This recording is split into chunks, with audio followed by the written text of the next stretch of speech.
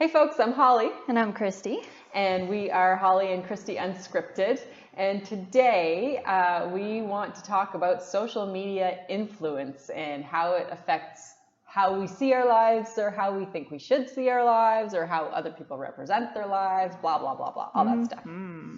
So you came up with this idea.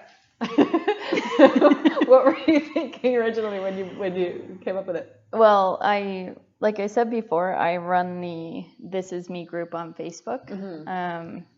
And the original purpose was to kind of encourage women to be more confident, to love themselves, to appreciate who they are and what their bodies do, and see themselves kind of differently than how they might see them before or currently.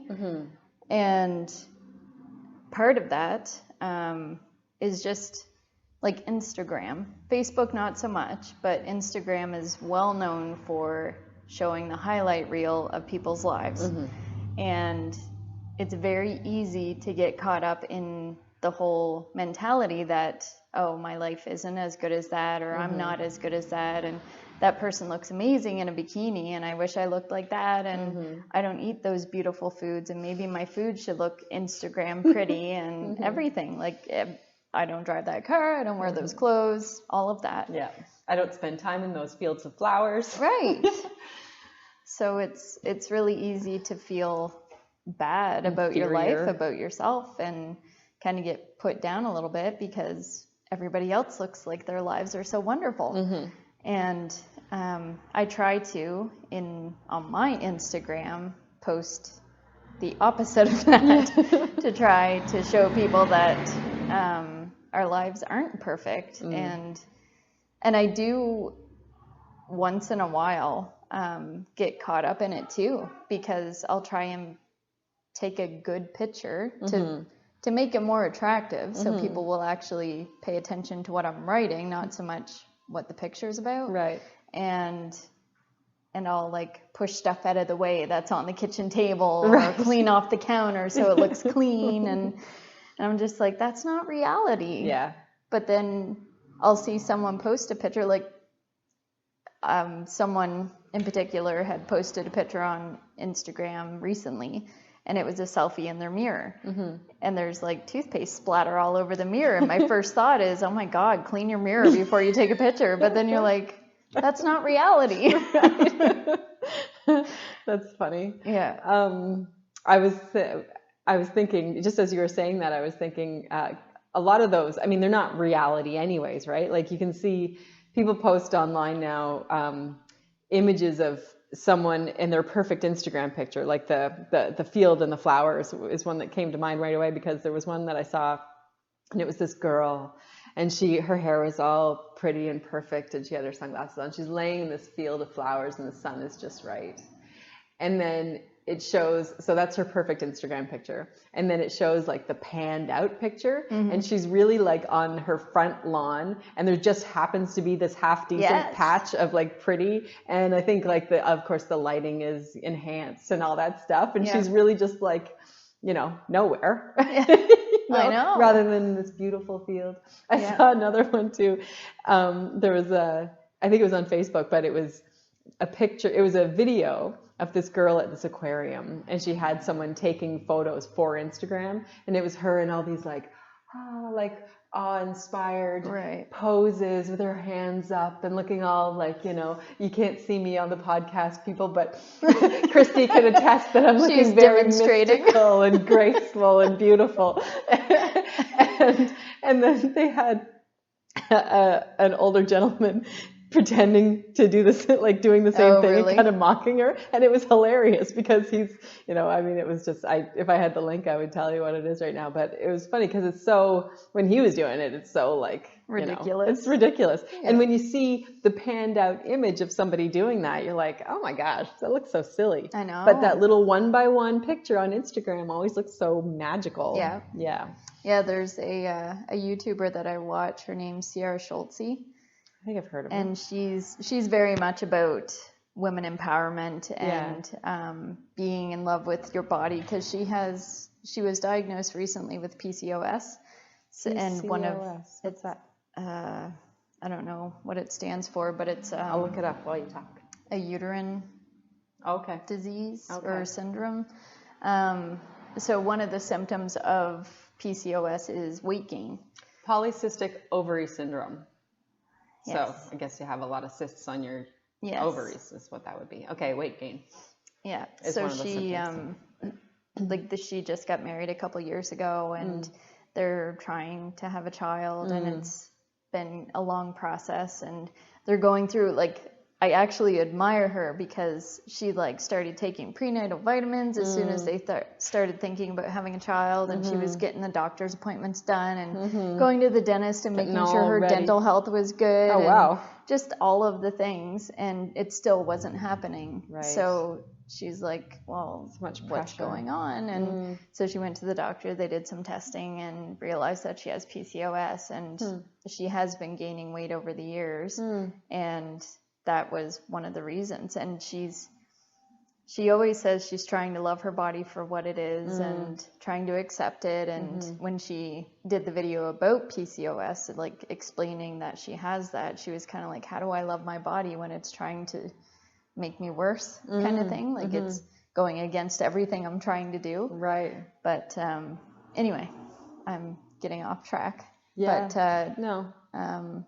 Where was I going with that? You were talking about her because she's very body positive and women empowerment positive. Yeah. And I was talking about the guy who was dancing at the aquarium and people's Yes, so magical pictures. one of her big things that she did like a video series of was she was taking famous pictures that models have done, like oh, that's her. Kim Kardashian did I've seen her stuff. The champagne on her butt photo that broke the internet. Yeah. Well, she did the same thing, but with her curvy body. Yeah. And so she did like a whole series of different ones. Did she do one where she's like posing on a counter, on a kitchen counter or something, and like trying to, I don't know. I think I know who you're talking about, and it's hilarious. It's awesome. Yeah, because it's so like these are so unreal. Yeah. Yeah. And that's what I was thinking of. Her studio, like she lives in a townhouse with her husband, and it's not anything spectacular. It's nice, but it's nothing spectacular. And so she does her videos in this little setup, and I'm thinking she's got this big room and it's amazing. And, right. But what the camera shows and what it actually is completely, like, the perspective is incredible because you see this backdrop that she has hanging from her ceiling, and like she has different ones. There's like a blue one and a pink one and a white one, and then there's like a wood slat one, and you think that's what the background is, but it's not. It's just these rolls of paper hanging above her, and then the camera, like just outside the camera, is normal room. a mess. Like she has two desks, one on either side for her and her assistant, and she has like props everywhere, and it's crazy because anyway. So she makes a living doing this? Oh yeah. Wow. Yeah. See, that stuff amazes me. Isn't it crazy? And you wonder, like, how did she start making a living at that? Like, was she just? And I think I know there's some people who work so hard to do well with YouTube videos, and they just can't for whatever reason. Yeah. I think, you need the personality for it and to be entertaining. Well, I think too, like if you don't automatically have that engagement factor, then you can work your butt off. But if you don't, then it doesn't work. Yeah. And that's probably how people just sort of get so big, because they just have that thing that draws people in. Yeah. Yeah. But consistency, like she made the videos for fun. She was in university and she just wanted to do it. So she did that, and it just kind of caught on and got bigger and bigger and bigger. Yeah. And now she's not doing what she went to school for. She's a social media guru kind of thing. That's so cool. Yeah. So did she start out doing like those videos, like the mocking model photos things, or what else does she do? I think it started out kind of like fashion. Okay. Like dressing for a curvy body kind of thing. Okay, gotcha. Because she was never super tiny, but she wasn't big starting out. Right. But she just dressed appropriately for her body. Yeah. And she would go to like I don't know, whatever the cheap Chinese websites are and just order $100 worth of clothing based on her size, what she wears in American sizes, and then try them on and be like, yeah, this isn't right, kind of thing. Right. And That's just cool. made it really entertaining. Fun. Yeah. That's neat. Yeah. But so I stopped following certain people on social media. Why? Because I was tired of feeling like, oh, I should look like this, and I should do my hair every day, and I should have makeup like a model every day, and I should have a Louis Vuitton bag, and oh, I don't have a Coach bag or Burberry, and like there's even name brands that I haven't even heard of that are like thousands really of dollars fancy. for a purse. It's crazy. And so there's ones that I started following on purpose because they show real life on purpose, and they make people feel better about themselves and like, yeah, my house is a mess. I have laundry all over my floor, and this is me, click, kind of thing. So one of the people that I follow is Sarah Landry. She lives in Toronto. Her handle is the Bird's Papaya. The Bird's Papaya? Yeah. She has 2 daughters and a son, and one daughter she calls Birdie, and the other one Maya Papaya. So she named her Instagram Maya the Bird's Papaya. That's so cute. Yeah, she's incredible. Yeah, she's one of those people that I was like, I want to be her. Yeah, cool. I'll have to look her up. And there's so what else about her that makes her so cool? What is it? So the thing that kind of boosted her into, I guess, an influencer is she was a single mom for a while. She was a waitress and worked really hard to provide for her kids. She struggled with post-traumatic stress and anxiety, and she just kind of let it all out on the internet. And she was one of the first people to be like, I know you guys want perfect, but I'm not perfect, kind of thing. And she took a picture of herself, I think in a bathing suit, and she has stretch marks and everything, and she didn't care. She was like, this is what reality looks like, kind of thing. And it went crazy. And she's all about promoting your flaws. So she does like slow motion dances when she's just in like a bikini or something, and everything's jiggling, and she's just like, love this kind of thing. And she posted just yesterday a close-up of her skin, and she's like, I don't have bad skin, but you can still see all the texture in my skin. And she was like, we should be loving our skin for what it is, and not trying to Photoshop it and blur it out and make it look like there's no pores, because everybody has pores. That's how your skin breathes, kind of thing. And it's really cool.